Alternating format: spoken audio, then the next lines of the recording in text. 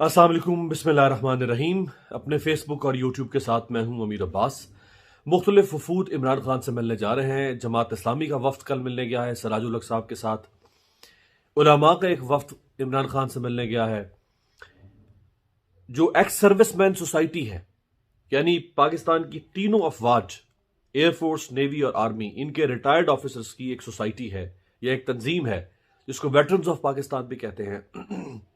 उनका भी एक बड़ा भारी भरकम वफ्द इमरान खान से मिलने गया है, जिसमें 90 यानी आज से पाकिस्तान बनने के फारी बाद, शायद 1947-48 की बात है, जो उस वक्त पाकिस्तान की फौज में भर्ती हुए थे ब्रिगेडियर मामून, वो भी इस वफ्त में शामिल थे। जनरल अली कुली खान, जो पाकिस्तान के आर्मी चीफ बन सकते थे लेकिन परवेज मुशर्रफ वैसे नहीं बने, वो इस वफ्त में शामिल थे।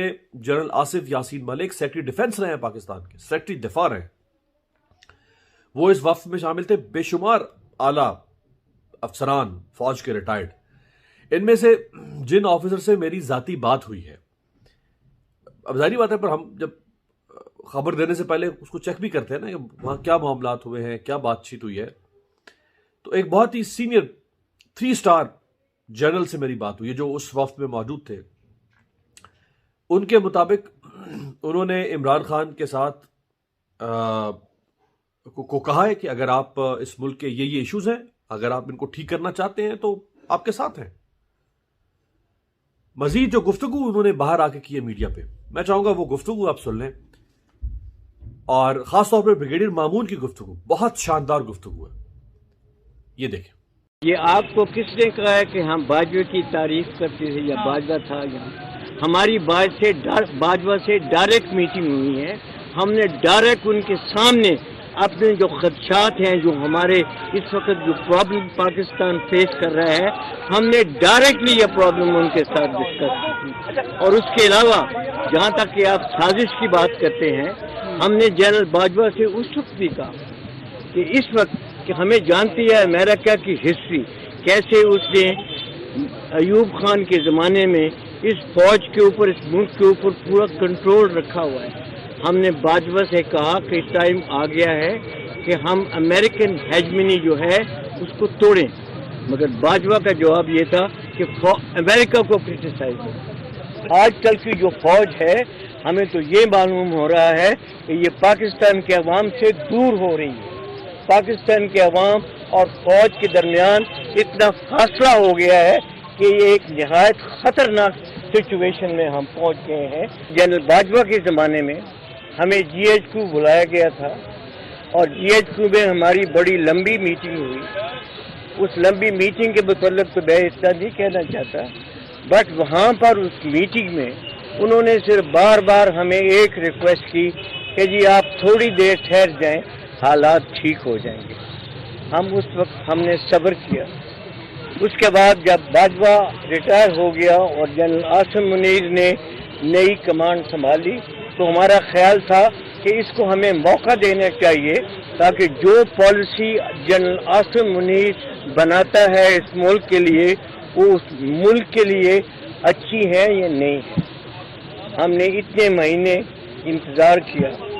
उसके बाद हमने इनको एक ख़त लिखा, जिस ख़त में हमने इनसे ये दरख्वास्त की कि मुल्क के हालात इतने संगीन होते जा रहे हैं, हमें मौका दें, हम आपके साथ मिल के बैठ के अपना नज़रिया आपके सामने पेश करें, आप अपना नज़रिया हमें बताएं। मगर जनरल आसिम मुनीर ने बिल्कुल परवाह भी नहीं की कि उन्होंने इस ख़त का जवाब नहीं दिया। अब थोड़े दिन हुए हैं कि हमारे 2-3 retired senior general Asim Munir से मिले किसी सिंध रेजिमेंट के फंक्शन में।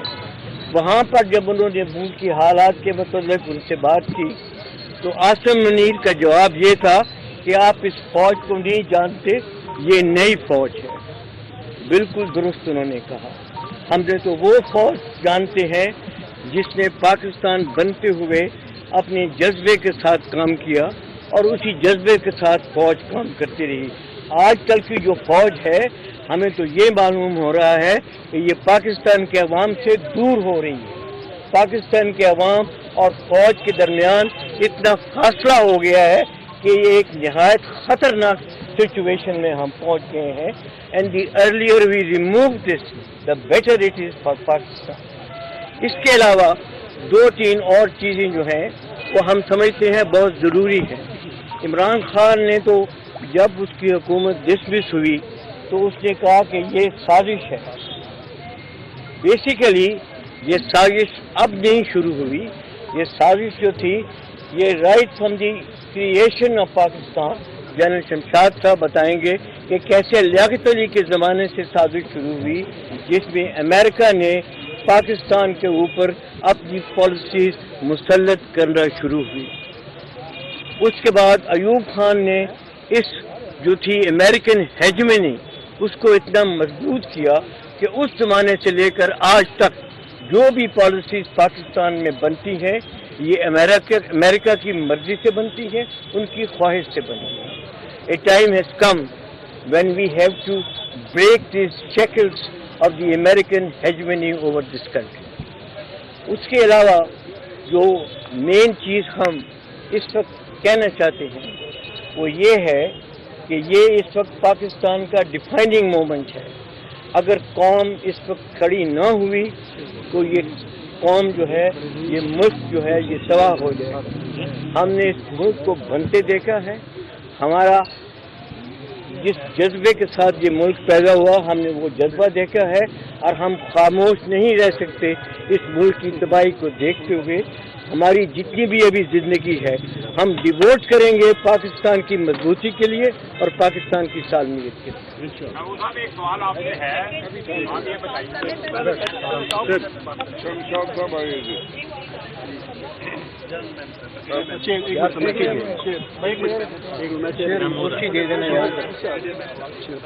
بسم اللہ الرحمن الرحیم. میرا تعلق تعارف کرایا گیا ہے کہ میں بھی سویلین جرنیل ہوں, اور اس کے ساتھ میں یہ کہنا چاہوں گا کہ میرا تعلق پاکستان کی اس جنریشن سے ہے جس نے پاکستان بنتے ہوئے دیکھا, اس کو ٹوٹتے ہوئے بھی دیکھا, اور آج میں اس کو بکھرتے ہوئے دیکھ رہا ہوں. اور جس قسم کے حالات ہیں مجھے آج واقعی وہ وقت یاد آ رہے ہیں جب 1947 کا وقت, جب ہم ہندوستان سے لاکھوں کروڑوں مہاجرین کے طور پر اپنی ہزاروں سال پرانی شناخت اور اپنی پرانی جائیدادیں, گھر بار سب کچھ چھوڑ کر ہم قائد اعظم کے پاکستان آئے تھے. اور میں 75 سالوں میں نے اس پاکستان کی بہت خدمت کی ہے, لیکن میں اس دن سے پہلے دن سے ہی اس پاکستان کی تلاش میں ہوں جس کا تصور علامہ اقبال نے بر صغیر کے مسلمانوں کے لیے ایک خود مختار خوددار شخصیت کیا کہتے ہیں قومیت کا شعور جس نے پیدا کیا تھا, اور جس کے تصور کے ساتھ قائد اعظم نے بر صغیر کے مسلمانوں کو ایک خوددار, خود مختار اور جمہوری مملکت کا خواب جو تھا وہ حقیقت میں بدلا تھا. کیونکہ 1946 میں جس وقت پاکستان کی باتیں ہو رہی تھیں, آج میں آپ ینگر جنریشن ہے ان کو یاد کرانا چاہتا ہوں, اکثر کو نہیں معلوم کہ 1946 میں ایک عبوری حکومت بنی تھی انگریزوں نے بنائی. اس میں پنڈت نہرو جو تھے وہ وزیر خارجہ تھے اس وقت, اور انہوں نے بطور وزیر خارجہ ستمبر 1946 میں ایک بات کہی تھی اور کہا تھا کہ اب جو باتیں ہو رہی ہیں نئی مملکت کے بنانے کی, میں آج یہ لکھ کر دیتا ہوں, اس نے کہا کہ کوئی آزاد مملکت نہیں ہوگی, یہ صرف ایک کلچرلی اٹونومس اینٹیز ہوں گی جو کوئی آئیں گی وجود میں انڈین اوشن کے وقت. کیونکہ اس نے کہا کیونکہ اب دنیا میں صرف 4 بڑی طاقتیں ہوں گی, گریٹ پاورز اس نے کہا تھا. پہلی امریکہ, دوسری روس اور تیسری چین, جو کہ چین ابھی آزاد نہیں ہوا تھا لیکن نہرو کو اتنی سمجھ تھی کہ چین ایک بڑی طاقت بنے گا. اور چوتھا اس نے کہا تھا ہندوستان, کیونکہ انگلینڈ کا نام نہیں لیا کیونکہ اس کو احساس تھا کہ ہندوستان کے بغیر انگلینڈ کبھی بڑی ریاست نہیں رہے گا. اور آپ نے دیکھ لیا کہ آج انگلینڈ کا وزیر اعظم ہندوستان کا ہی ہندوستانی جا کر وزیر اعظم بن گیا ہے. یعنی انگلینڈ اب گریٹ پاورز میں شامل نہیں ہے, ہندوستان تیزی سے گریٹ پاور کے طور پر اس اپنی منزل کی طرف بڑھ رہا ہے. اور ہم کیا ہیں, ہم جو نہرو نے کہا تھا کہ یہ ایک صرف کلچرلی آٹونمس اینٹی ہوگی، بس کوئی اس کی سوورن انڈیپینڈنس نہیں ہوگی، آزاد نہیں ہوگا۔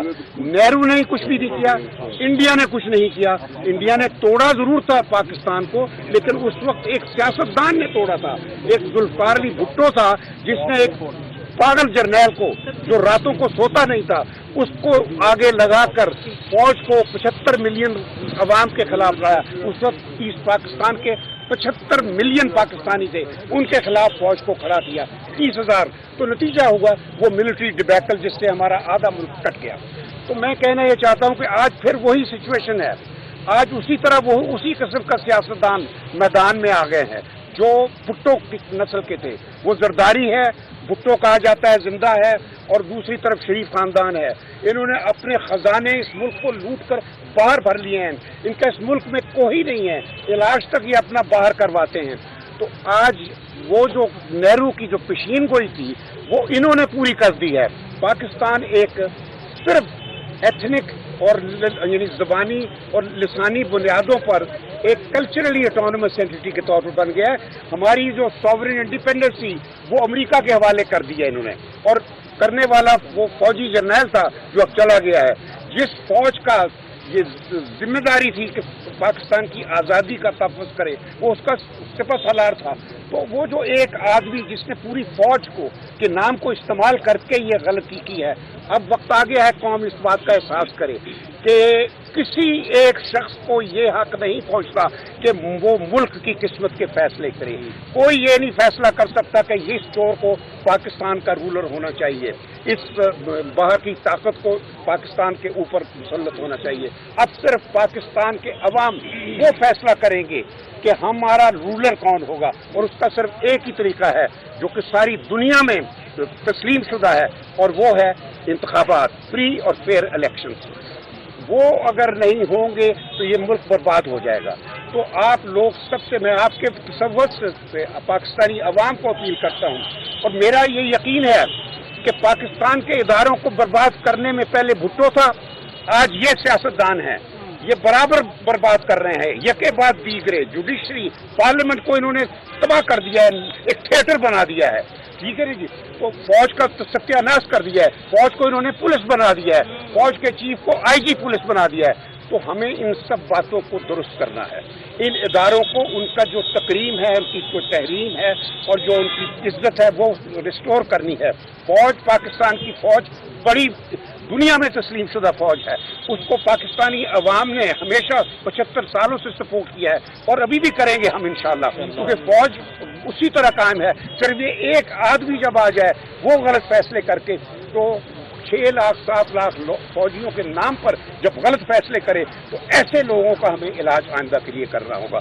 اسی طرح جوڈیشری اور جو باقی رہا یہ جو ہے کیا پارلیمنٹ، یہ سب ان چیزوں کو درست کرنے کے لیے صرف ایک انتخابات کا طریقہ ہے، بس میں یہی کہنا چاہتا ہوں۔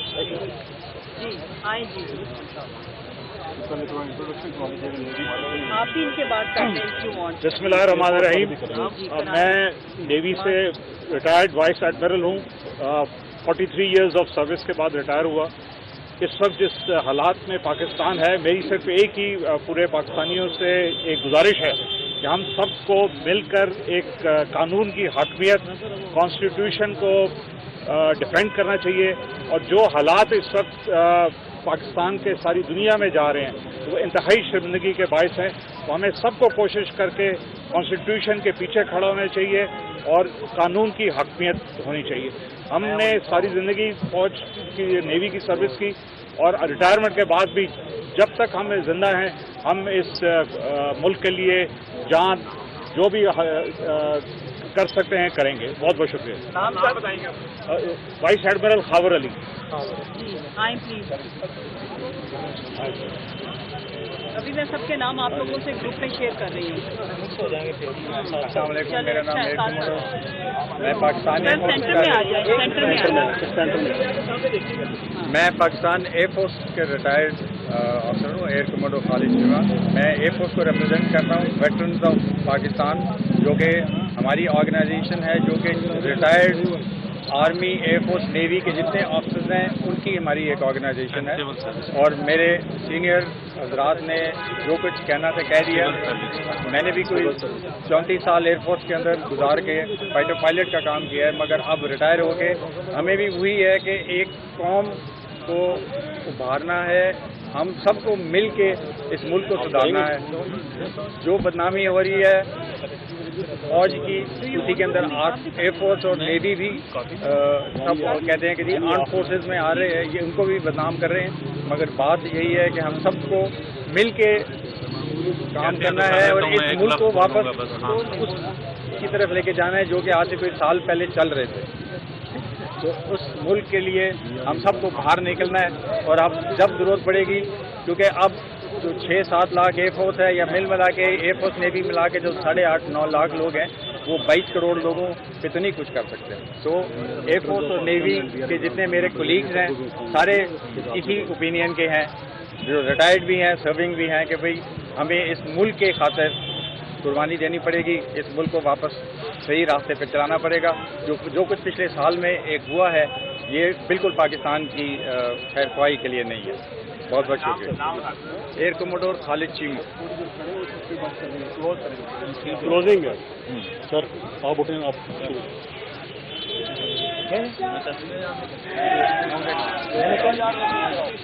ये एक चीज़ जो जनरल अली कुली साहब के ज़हन में थी, मैं उसकी बात करना चाहता हूँ कि हमने जब मुशर्रफ के ख़िलाफ़ मूवमेंट शुरू हुई थी उस वक्त भी हम लॉयर्स के साथ खड़े हुए। आज भी जब मुल्क इस हालत में पहुंच गया है और इस वक्त जो जुडिशरी के ऊपर दबाव है और जुडिशरी के ऊपर जिस तरह की क्रिटिसिज्म हो रही है और जो लॉयर्स कम्युनिटी उनके सपोर्ट में बाहर निकल रही है, तो हम भी इस चीज़ का आदा करते हैं कि हम भी इस मूवमेंट में लॉयर्स के साथ खड़े होंगे इन support of the judiciary of Pakistan.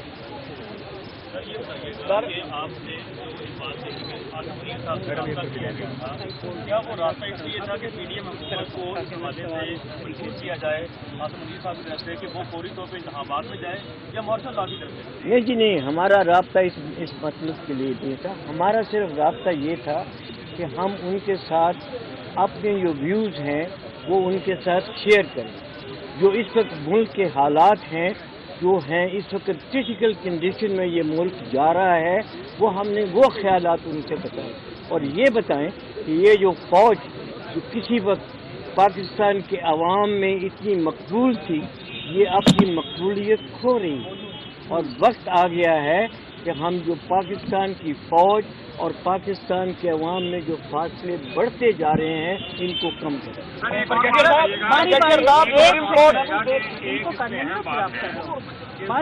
कमर जवेद बाजवा हैं जिनकी 4 साल पहले बेतहा तारीफें की जाती थी और इन्होंने इमरान खान ने भी एडमिट किया कि हमें बुलाने वाले वो हैं, और जब हुकूमत खत्म हुई बिल्कुल भी नहीं कहा बुलाने वाले वो बयान बदले जा चुके हैं कि अमेरिका ने साजिश की, नकवी ने की, फलाने ने की या फलाने ने की। तो अब कमर जवेद बाजवा बुरा है आपकी नज़र में? ये देखें जी, मेरी बात सुने, ये आपको किसने कहा है कि हम बाजवा की तारीफ करते थे या बाजवा था? हमारी बाजवा से डायरेक्ट मीटिंग हुई है। हमने डायरेक्ट उनके सामने अपने जो खदशात हैं, जो हमारे इस वक्त जो प्रॉब्लम पाकिस्तान फेस कर रहा है, हमने डायरेक्टली ये प्रॉब्लम उनके साथ डिस्कस की। और उसके अलावा जहाँ तक कि आप साजिश की बात करते हैं, हमने जनरल बाजवा से उस वक्त भी कहा कि इस वक्त कि हमें जानती है अमेरिका की हिस्ट्री, कैसे उसने अयूब खान के ज़माने में इस फौज के ऊपर, इस मुल्क के ऊपर पूरा कंट्रोल रखा हुआ है। हमने बाजवा से कहा कि टाइम आ गया है कि हम अमेरिकन हेजमनी जो है उसको तोड़ें, मगर बाजवा का जवाब ये था कि अमेरिका को क्रिटिसाइज करें।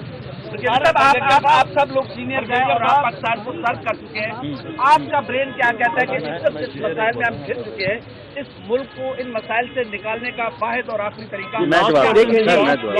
एक ही हल है उसका एक ही हल है कि इस वक्त फ्री एंड फेयर इलेक्शन करें। बस एक बात, वो एक शेर है जिन्हें हकीर समझ के बुझा दिया तूने, वही चिराग जलेंगे तो रोशनी होगी। जज़ाकल्लाह, जज़ाकल्लाह। बस सुप्रीम कोर्ट आइन और कानून की बालादस्ती कायम करने जा रही है, आप इदारों को क्या पैगाम देंगे कि क्या वो सुप्रीम कोर्ट के फैसले और सुप्रीम कोर्ट के साथ ताउन करें? हमने पहले भी कह दिया था जी कि हम सुप्रीम कोर्ट और वकला जो सुप्रीम कोर्ट की सपोर्ट में तहरीक करेंगे, हम उसमें मुकम्मल तौर पे शामिल होंगे। थैंक यू जी, thank you, thank you. Excellent. Thank you.